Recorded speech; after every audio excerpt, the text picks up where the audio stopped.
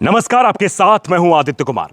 जौनपुर ने सिर्फ अनुराग यादव को नहीं खोया है, अनुराग यादव के साथ साथ एक खिलाड़ी को खोया है, एक अच्छे लीडर को भी खोया है। दरअसल लीडर की बात हम इसलिए कर रहे हैं क्योंकि अनुराग यादव का एक वीडियो सोशल मीडिया पर इन दिनों चर्चा का विषय बना हुआ है।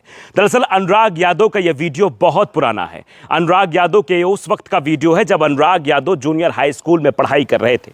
आज उसी स्कूल के बाहर हम खड़े हुए हैं। वो वीडियो दिखाने से पहले हम आपको बताना चाहते हैं कि अनुराग यादव कितना होनहार लड़का था।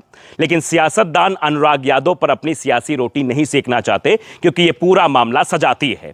हम उन नेताओं से भी बाद में सवाल करेंगे, लेकिन जो हम आज आपको दिखाने जा रहे हैं उसको देखने के बाद आप ये अंदाजा लगा सकते हैं कि अनुराग यादव इस देश को क्या देने वाला था। अनुराग यादव इस देश को गोल्ड मेडल देने वाला था। अनुराग इस देश का नाम रोशन करने वाला था। फिर शायद गिरीश चंद्र यादव भी छाती फुलाकर चलते और अनुराग यादव के साथ फोटो खिंचाते। हम अनुराग यादव का वीडियो दिखाने से पहले कई सवाल उन तमाम नेताओं से भी पूछना चाहते हैं कि आखिरकार उनको क्या लगता है कि अनुराग यादव सिर्फ एक खिलाड़ी था, अनुराग यादव सिर्फ एक यादव था, अनुराग यादव सिर्फ एक बच्चा था, अनुराग यादव आखिर क्या था। अब जरा इस वीडियो को आप ध्यान से देखिए। मैं छोटी सी कड़ी आपको दिखाना चाहता हूं जिस वीडियो में जब अनुराग यादव जो एक संगठन बनता है उसमें प्रधानमंत्री बनाया जाता है अनुराग यादव को स्कूल में, और फिर उनसे सवाल पूछा जाता है कि आप स्कूल के लिए क्या करेंगे। तो प्रधानमंत्री बनने के बाद अनुराग यादव जो कहता है वो देखना सुनना बहुत ही दिलचस्प है। पहली लाइन में आप सुनिए, पहले लाइन का जो संबोधन होता है वो संबोधन भाइयों बहनों से होता है। जरा सुनिए अनुराग यादव पहली लाइन में क्या कह रहा है।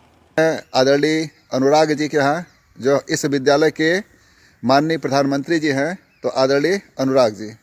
नमस्कार भाइयों एवं बहनों।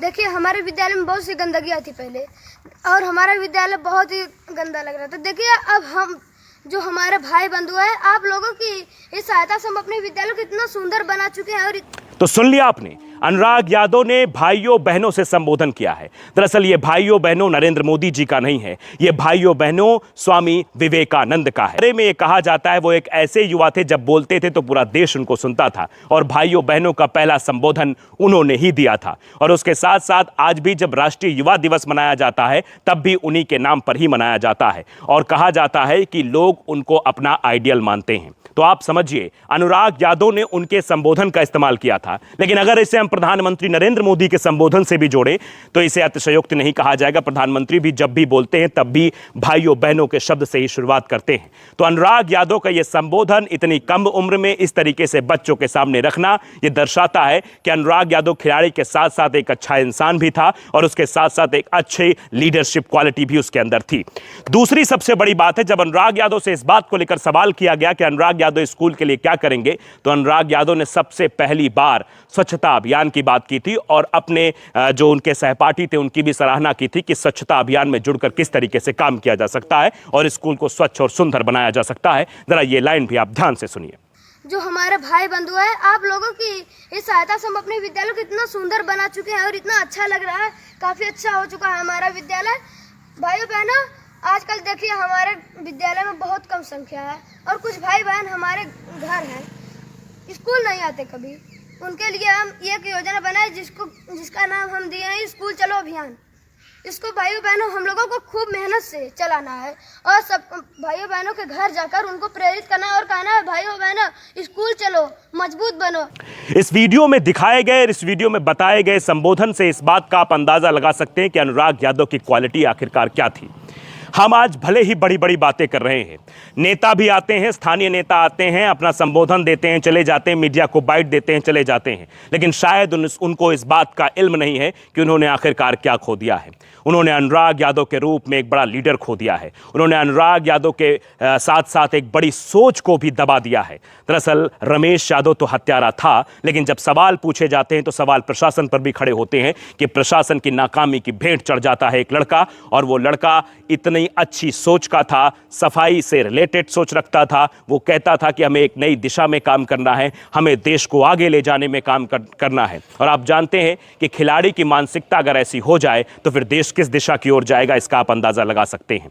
तो हम इसलिए आज ये वीडियो बना रहे हैं क्योंकि वो वीडियो देखने के बाद अनुराग की उस छोटी उम्र का वो वीडियो है। शायद बहुत कम उम्र उस वक्त अनुराग की रही होगी, लेकिन छोटी सी उम्र में इस तरीके का जज्बा किसी के अंदर ही शायद देखने को मिलता है। लेकिन अनुराग यादव ने जो जो किया है वो अभी भी सबके जहन में जिंदा है। घर के बाहर उसकी तस्वीर के बगल में रखे मेडल इस बात की तस्दीक करते हैं। वो जोर जोर से चिल्लाते हैं कि अनुराग ने अपनी इतनी कम से उम्र में कितनी ज्यादा उपलब्धियां हासिल की थी, और वो शायद जौनपुर के लिए नहीं पूरे भारत के लिए एक रोल मॉडल प्रस्तुत होता, और प्रधानमंत्री जी भी उसके साथ बातचीत करते और अपने घर बुलाते, डिनर पर भी बुलाते। लेकिन प्रधानमंत्री जी की प्रतिक्रिया इस पर ना आना भी दर्शाता है कि अनुराग यादव के बारे में इस तरीके की बातें इसलिए नहीं की क्योंकि आप जानते हैं ताजमहल जब तक बन रहा था कोई उसे देखने नहीं गया था। ताजमहल जब बन गया उसके बाद ही लोग देखने गए।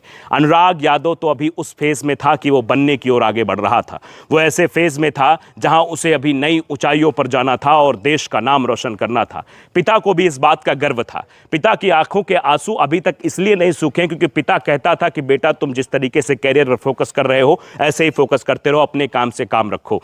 अपने काम से काम रखने वाला एक होनहार लड़का हमारे बीच से चला गया है, इसका हम सभी को दुख है। लेकिन ये वीडियो देखने के बाद शायद आपको भी लगेगा कि सिर्फ एक लड़का नहीं गया है, एक ऐसी सोच हम सबके बीच से चली गई है जो अब कभी लौट कर नहीं आ सकती है। अनुराग यादव के खोने का गम, अनुराग यादव के जाने का गम, अनुराग यादव के घर वालों का रोना, अनुराग यादव पर आकर नेताओं की टिप्पणी करना, अनुराग यादव पर बड़ी बड़ी चर्चाएं करना, यह सब व्यर्थ हो जाती हैं जब अनुराग यादव के इस वीडियो को देखने के बाद हम ये आकलन करते हैं कि आखिरकार इतने होनहार बच्चे का साथ उसको न्याय क्यों नहीं मिल रहा है और क्यों सभी लोग एक सुर में आवाज नहीं उठा रहे हैं, चाहे वो अखिलेश यादव हो या राहुल गांधी हो, क्योंकि विपक्ष के नेताओं की भी उतनी नैतिक जिम्मेदारी बनती है जितनी सत्ता पक्ष की बनती है।